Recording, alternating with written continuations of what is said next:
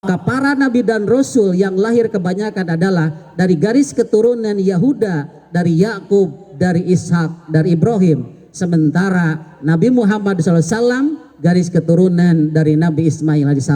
Kenapa orang Yahudi tidak mau menerima Muhammad? Satu-satunya alasan adalah bagian karena dengki, hasud. Mengapa Nabi mulia datang dari Bani Ismail bukan dari Bani Israel sesuai keinginan mereka? Itulah keluarga Ibrahim. Kemudian keluarga Imran. Keluarga Imran ini merupakan salah satu garis keturunan yang mengakhiri Rasul dari Bani Israel. Imran memiliki putra yang namanya Maryam, memiliki istri yang namanya Hannah, dan lahirlah Siti Maryam. Siti Maryam lahir dari seorang ibu yang sudah tua renta tidak punya putra, kemudian berdoa dan dianugerahkan oleh Allah putra yang yaitu Nabi Isa, ayat Siti Maryam. Maka disinilah akan dijelaskan ayat selanjutnya tentang Siti Maryam.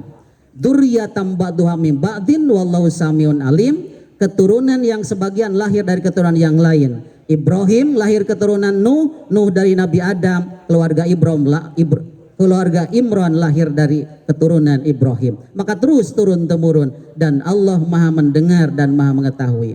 Nah, ayat selanjutnya menjelaskan bagaimana kisah salah seorang keturunan Imran yaitu Siti Maryam.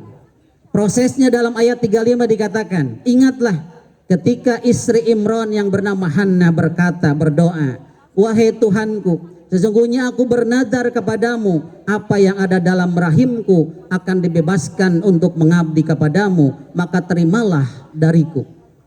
Pada saat itu yang paling ngetren dan populer adalah punya anak yang fokus mengabdi di Baitul Maqdis. Itu cita-cita pada masa itu. Dan termasuk Hannah punya cita-cita ingin punya putra laki-laki dan fokus mengabdi di Baitul Maqdis. Maka ia berdoa kepada Allah seperti doa tadi, dan ketika sudah hamil tua maka ia bernadar, ya Allah, aku bernadar kepadamu atas yang ada dalam rahimku, aku bebaskan untuk fokus beribadah kepadamu di Baitul Maqdis, maka terimalah nadarku ini, karena engkau maha mendengar, maha mengetahui, mendengar ucapanku dan mengetahui niatku.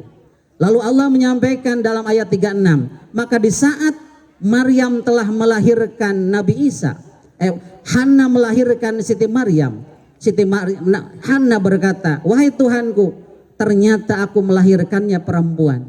Ada sedikit kekecewaan karena harapan yang lahir adalah putra atau laki-laki untuk mengabdi di Baitul Maqdis. Ternyata qadarullah yang lahir adalah perempuan yaitu Maryam. Maka Allah mengatakan wallahu a'lamu biwada'at, padahal Allah lebih mengetahui apa yang ia lahirkan, dan memang laki-laki tidak akan sama dengan perempuan, tapi bagi Allah tidak ada bedanya. Maka kata Siti Maryam, aku memberi nama anak ini Maryam, dan aku mohon perlindungan kepadamu atasnya dan keturunannya dari setan yang terusir. Inilah sunnah kita. Ketika putra-putra kita punya putra, bermintalah perlindungan kepada Allah, dan kata Rasulullah, semua bayi yang terlahir disentuh oleh setan kecuali Nabi Isa, kecuali Siti Maryam,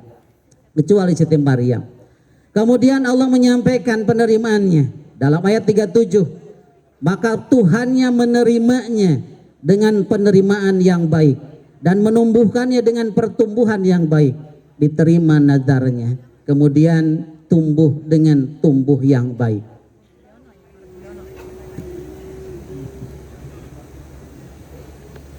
Menumbuhkannya dengan pertumbuhan yang baik dan menyerahkan kepengurusannya kepada Zakaria.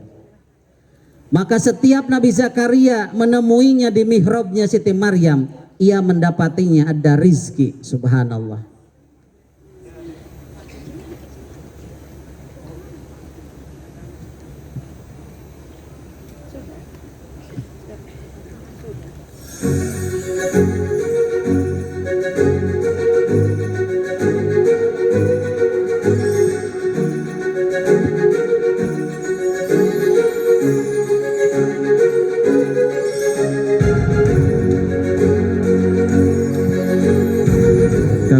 persilakan selamat datang utusan khusus Presiden bagian pangan Bapak Mardiono.